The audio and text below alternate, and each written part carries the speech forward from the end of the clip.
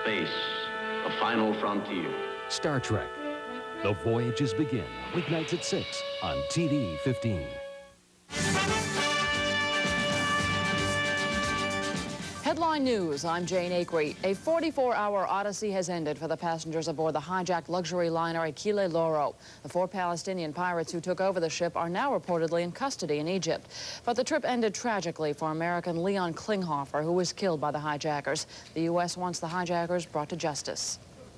While we welcome the release of the passengers and crew of the Achille Lauro, we are saddened and outraged at this brutal killing of an innocent American, the second such terrorist murder in 3 months. We're particularly distressed that there has been no announcement yet that those responsible will be turned over to the appropriate authority for prosecution and punishment.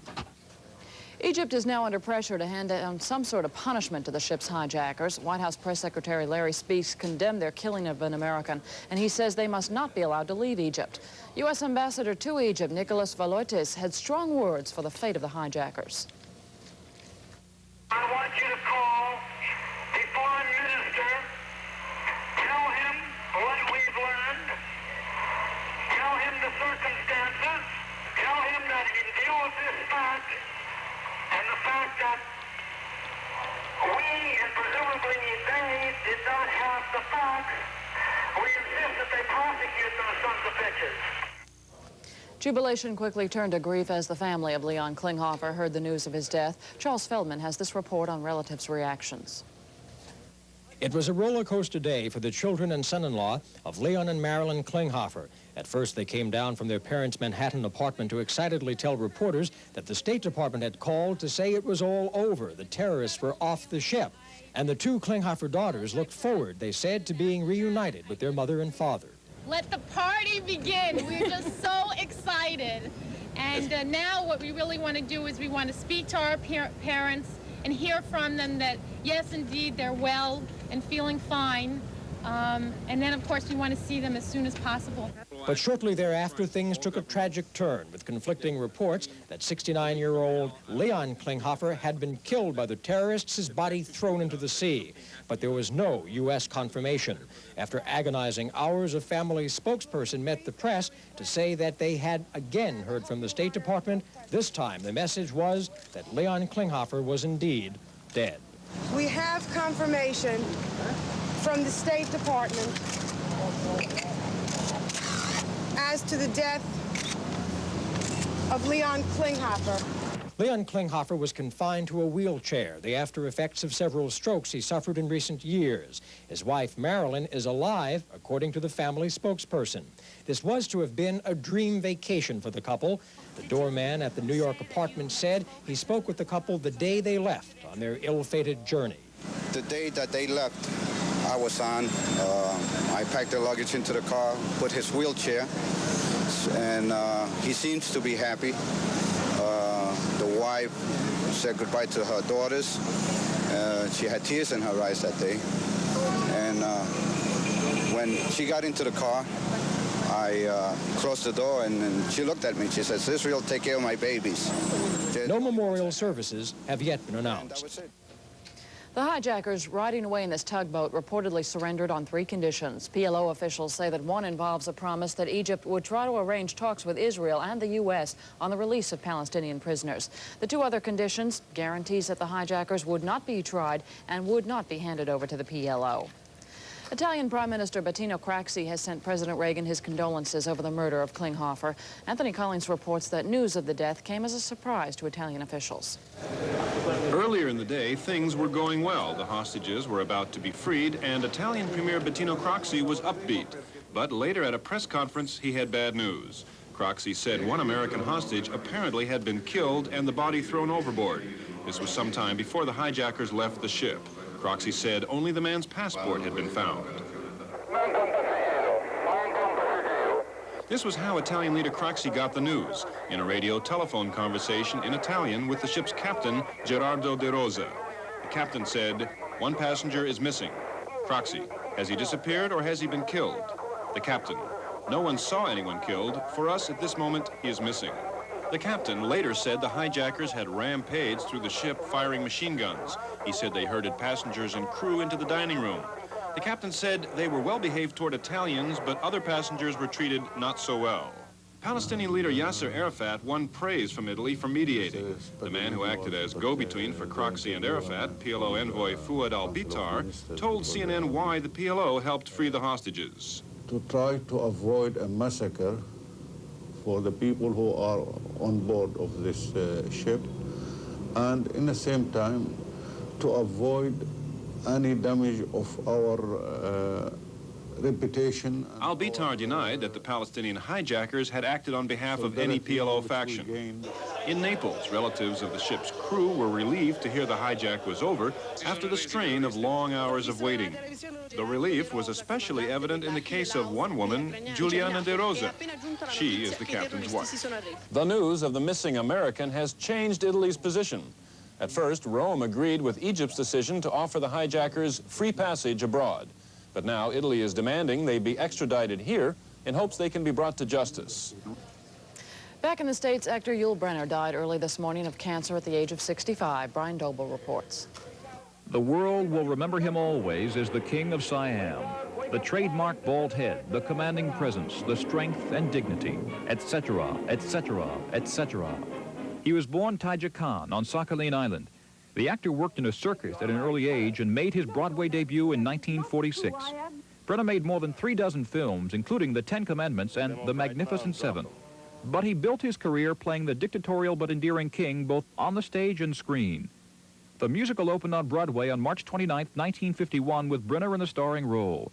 He would go on to play the Sovereign of Siam a record 4,625 performances. Brynner said after reading the script for the first time, he absolutely fell in love with the role. His portrayal brought him a Tony in 1952, an Oscar in 1957, and a special Tony in June of this year when he was nearing the end of his last national tour of The King and I. On stage, Brynner struggled with the problems of his kingdom. Off stage, he struggled with a battle against cancer. Last year, Brynner said he had to make a choice, being sick in bed or playing in a theater to standing ovations every night. He said his choice was obvious. He would go on playing. He went on to another national tour and a revival in New York. His last performance came at the end of June at the Broadway Theater.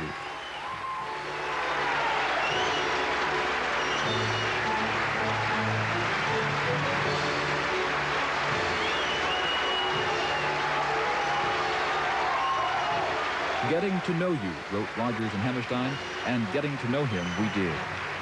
Brian Doble, Headline News. Headline News continues.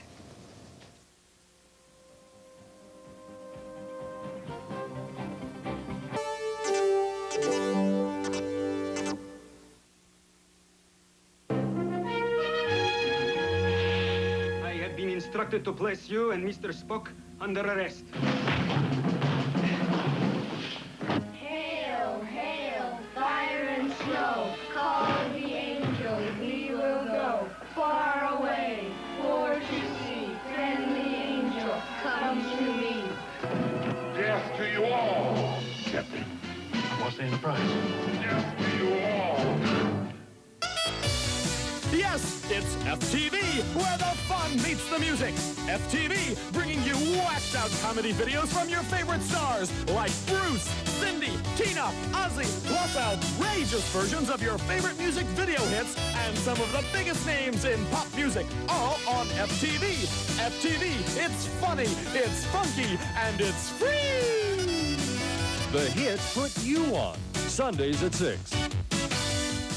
This week on Friday Night at the Frights, John Barrymore is a scientist with one goal. Make people invisible with my new machine over there. Virginia Bruce is his willing subject. This is the call to adventure. And when it works, I really am invisible. this stooge gets into the act. A little bit of this will put you right to sleep. In The Invisible Woman, be sure to watch Watch what? Friday Night at the Frights. Saturday night, TV-15 brings you a new kind of movie. Ow! You smashed my hand. Sorry, Bob. It's just that I get tension headaches when I wear an air filter around my neck. For a dog, you really stink. Phew, I gotta open a Bad movies right before Elvira.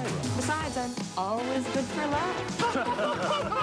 Ew, it takes a sick mind to laugh at something like that. The government is a little deeper in debt this morning. The Treasury Department narrowly avoided a financial crunch by borrowing $15 billion to keep government checks from bouncing. Later today, the Senate votes on a proposal raising the debt ceiling to $2 trillion. A week-long impasse was broken when lawmakers approved an amendment requiring a mandatory balanced budget by 1991. After 9 days of debate, it passed with a 3-to-1 margin. Its sponsors say that the amendment would be a cure-all for the country's many economic woes. What we will see is that we'll see interest rates fall if this is adopted. We will see the recovery strengthened and sustained. We'll see additional millions of Americans going to work. We'll see the value of the dollar move back into line with purchasing power. We'll see America become more competitive on the world market. We'll see savings grow. This is... and you'll stop the charade and routine between defense on the one hand with the president and Social Security with the Democrats on the other hand. The amendment's opponents are not so optimistic. They say it is not the right way to tame the deficit dilemma. The proposal now faces an uncertain future in the House. With that congressional victory under his belt, President Reagan takes his push for tax reform to Democratic territory today. He'll plug his package in Deerfield, Illinois, the home district of one of his cheap Capitol Hill opponents, Congressman Dan Rostenkowski. Yesterday, the president crossed the Potomac to help Republican candidates at a Virginia fundraiser. First Lady Nancy Reagan is getting some royal support in her fight against drug abuse. White House officials say that Princess Diana will join Mrs. Reagan on a visit to a Virginia halfway house when Prince Charles and Princess Diana visit Washington next month. Tropical storm Isabel is howling off the coast of Florida this morning. It is now about 125 miles southeast of Daytona Beach, Florida. Forecasters say it could come ashore around noon today. Isabel has winds of up to 65 miles an hour, but it is not thought to be intensifying. Gale warnings have been posted along the eastern coasts of Florida and Georgia. Coastal flooding is expected as tides rise 2 to 3 feet above normal. This is the same storm that swept through Puerto Rico, causing major floods and mudslides. As many as 500 people died as a result. 3 weeks after 2 earthquakes devastated parts of Mexico City, American rescue teams are finally coming home. John Zarella reports that their mission was one of strength and compassion. Members of the Metro-Dade Fire Rescue Team returned to Miami with mixed feelings of accomplishment and frustration. Twice since the earthquake, they were sent back to Mexico City to lend their expertise in the rescue effort.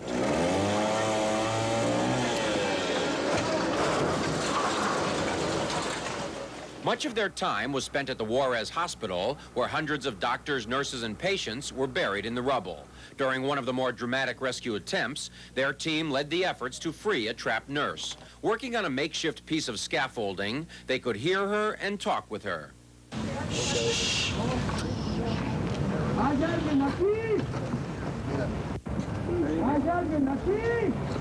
It took more than a day to reach her. When they did, her leg had to be amputated to free her. But without the team's around-the-clock efforts, she might never have made it out alive. It was an experience they hope will help them in the future. It was a learning experience beyond anything I could ever imagine. I know all of us have learned a lot, not only about human compassion, but rescuing people and helping people. And we've hoped to bring it all back to Miami and help our people the same way. One of the unanswered questions is whether the Mexican government responded quickly enough to the crisis and the offerings of help from other countries. The sooner anybody requests help, better for everyone, but no one will ever know whether they request it soon enough or not. For the men on the Metro-Dade Fire Rescue Team, they returned knowing their work gave many quake victims a second chance at life. The mayor of the nation's 8th largest city must give up his office. San Diego Mayor Roger Hijacking has been convicted on 12 counts of perjury and 1 campaign conspiracy charge. He'll be sentenced next month for allegedly scheming to finance his '83 campaign with illegal contributions. Hijacking could face up to 8 years in prison. The man accused of being the so-called Night Stalker has fired his public defenders and hired a private attorney. Richard Ramirez is charged with 15 murders and more than 50 other serious crimes. He's being held without bail in Los Angeles. Ramirez's sister, Rosa Flores, says her brother was unhappy with the way his case was being handled. New allegations over Marilyn Monroe's death are resurfacing. Sandy Kenyon reports that it is now up to a Los Angeles grand jury whether to reopen the investigation into her death. The death of Marilyn Monroe over 23 years ago is once again under scrutiny because of new allegations contained in this book. Allegations she had affairs with both former President John F. Kennedy and his brother, the former Attorney General. Allegations she may have been murdered.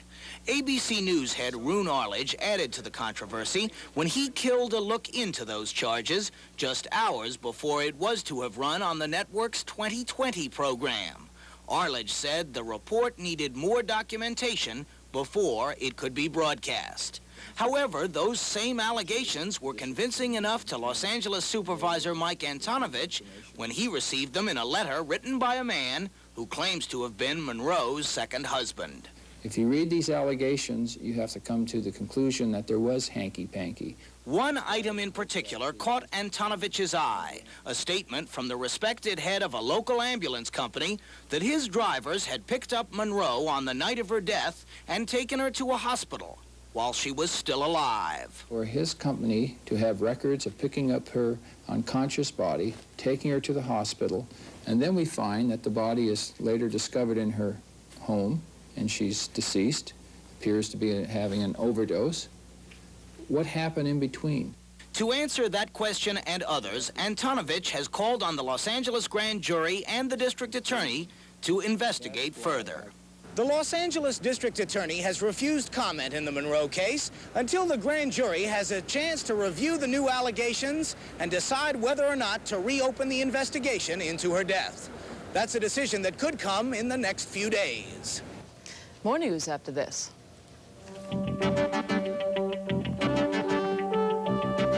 Well, I have no intention to be skewered in this fashion.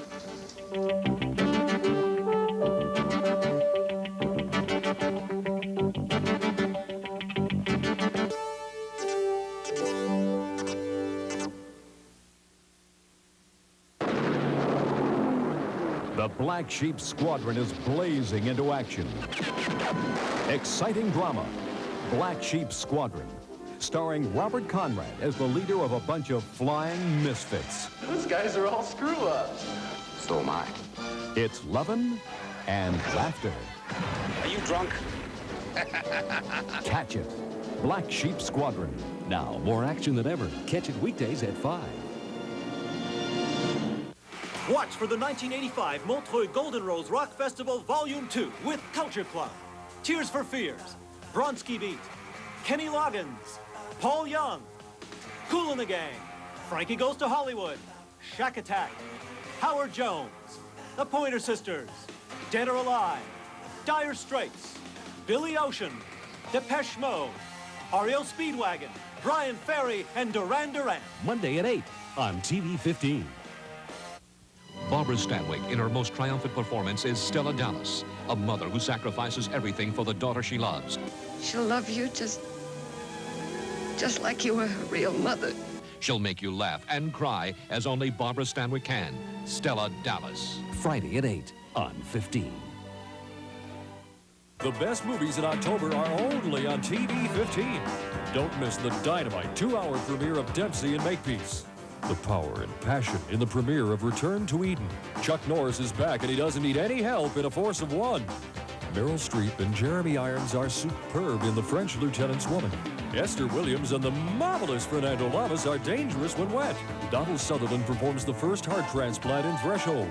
And then he's back just in time for Halloween 2. You can't kill the boogeyman. For all the best movies in October, turn to 15 first.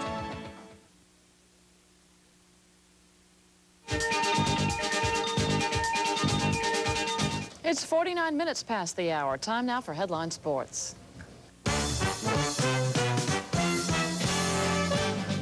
This is Tom Kirkland, Headline Sports. The LA Dodgers, using a familiar combination of starting pitcher Fernando Valenzuela and reliever Tom Niedenfuhr, handcuffed the St. Louis Cardinals, taking Game 1 of the best-of-7 game National League Championship Series 4-1 at Dodger Stadium. They turned a slim 1-0 lead into a much more comfortable 4-0 advantage, scoring 3 times in the home 6th inning. Bill Madlock scoring his second run of the game when catcher Mike Scioscia singled him home. Then a beauty of a squeeze play, perfect in fact. Candy Maldonado laying down a dandy of a bunt. Scoring Pedro Guerrero from third, he beat it out as Cardinal third baseman Terry Pendleton hit his pitcher John Tudor in the back, trying to get Guerrero at home. From then on, it was all L.A. Game 2 Thursday night at Dodger Stadium. L.A. sending 19-game winner Orel Hershiser against the Cardinals' other 20-game winner, Joaquin Andujar. As far as the American League Championship Series is concerned, they're heading to Kansas City with the Blue Jays holding a 2-0 lead. Wednesday afternoon in Toronto, KC errors killed them. Going to the bottom of the 10th, the Royals had a 5-4 lead, but Lloyd Mosby singled home Tony Fernandez to tie it. Then KC's third error of the game just about cost him the game. Steve Balboni's failure to catch a pickoff throw from Dan Quisenberry put Mosby in scoring position on second base. On came pinch hitter Al Oliver, and he ripped the 5th hit off Royals relief ace Quisenberry to left. Mosby scored, and the Blue Jays had scratched and clawed to a 6-5 win in 10 innings. As he heads home, KC manager Dick Hauser looking for his first playoff win as a manager after 11 straight losses. One big NFL deal, the Miami Dolphins picking up disgruntled Tampa Bay Buccaneer linebacker Hugh Green, a 2-time All-Pro. The Bucs get Miami's numbers 1 and 2 draft picks next season. That'll do it for now. I'm Tom Kirkland, Headline Sports.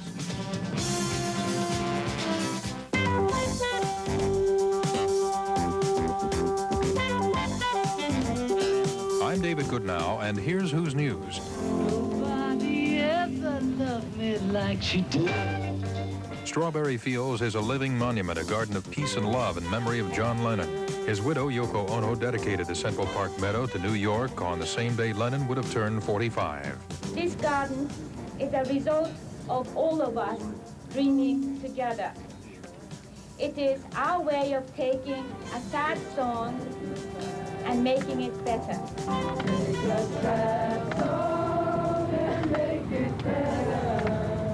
More than 120 countries contributed trees and flowers, making it a growing monument of peace and love. I'm David Goodnow, Headline News.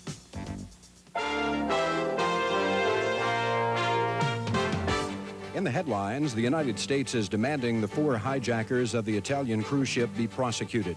But there's confusion over just where they are. They surrendered to Egyptian authorities yesterday. The State Department has confirmed that American Leon Klinghoffer was killed and thrown overboard during the hijacking. Florida's east coast is bracing for another bout of bad weather. Tropical storm Isabel, 65-mile-an-hour winds are expected to hit around noon today. The man known to millions as the King of Siam is dead. Yul Brynner passed away this morning in a New York hospital. He was 65.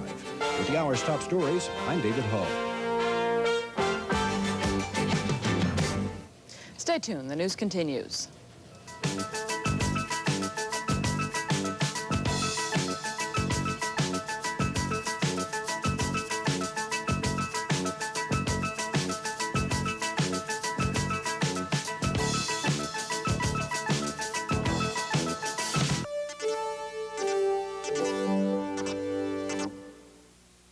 If you like to cook, here's food for thought. It's Cooking with Bon Appetit, a brand new collection of beautiful cookbooks from the editors of Bon Appetit that turn the edible into the incredible.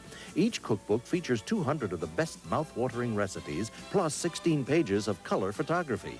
Every recipe is kitchen-tested by Bon Appetit and easy as pie to follow. Call now to order your first cookbook, Appetizers, for just $9.95 plus shipping and handling. Keep it for 21 days free examination.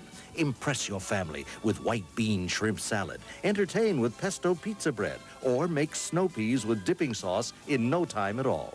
Then, just when you're hungry for more, get another cookbook from Bon Appetit at regular intervals. Keep only those books you want, no obligation to buy. Call now and also get gifts from your kitchen with 70 great gift-giving recipes free. Call 1-800-533-1400.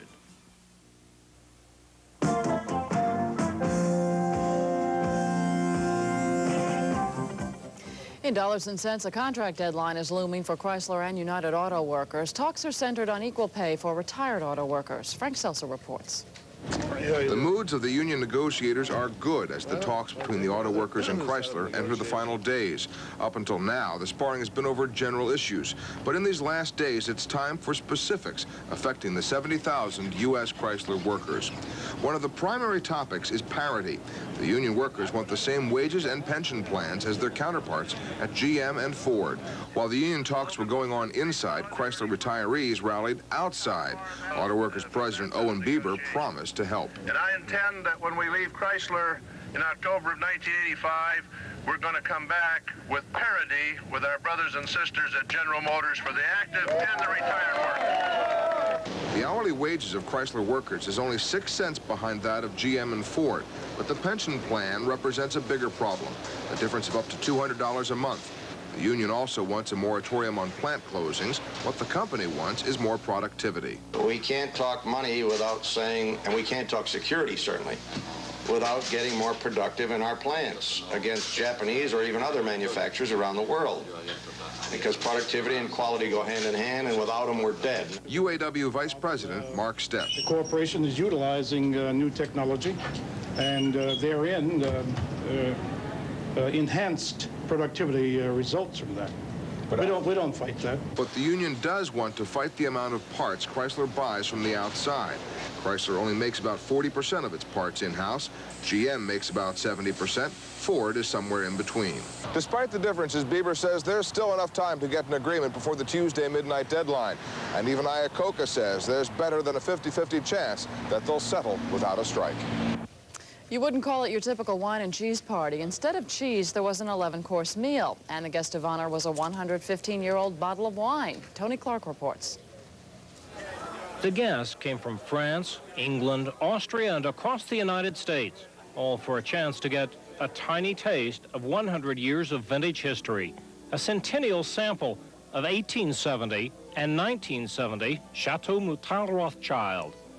This is a dream that came true. Dallas wine importer Tony LaBarba bought the 115-year-old bottle of wine for $38,000 earlier this year and invited 50 or so friends to partake at a lavish 11-course meal. Guests paid $1,000 apiece to attend the dinner with LaBarba and Baroness Philippine de Rothschild, whose great-great-grandfather started the winery, which made the evening's star attraction. It was with great care that the 5-liter bottle was opened and the first drop sampled.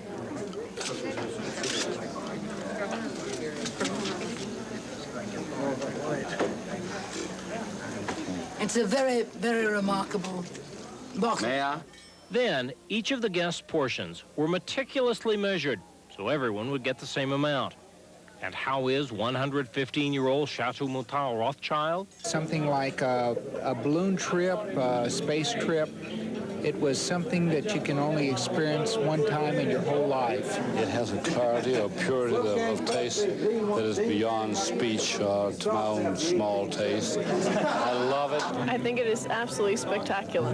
When he bought the wine 9 months ago, LaBarba said a lot of people would probably just put the unopened bottle in a trophy case and look at it. He wanted to taste it. And his trophy case, it can now show off the empty bottle. And that's our report. Thank you for joining us. I'm Jane Akery. Around the world in 30 minutes. This is Headline.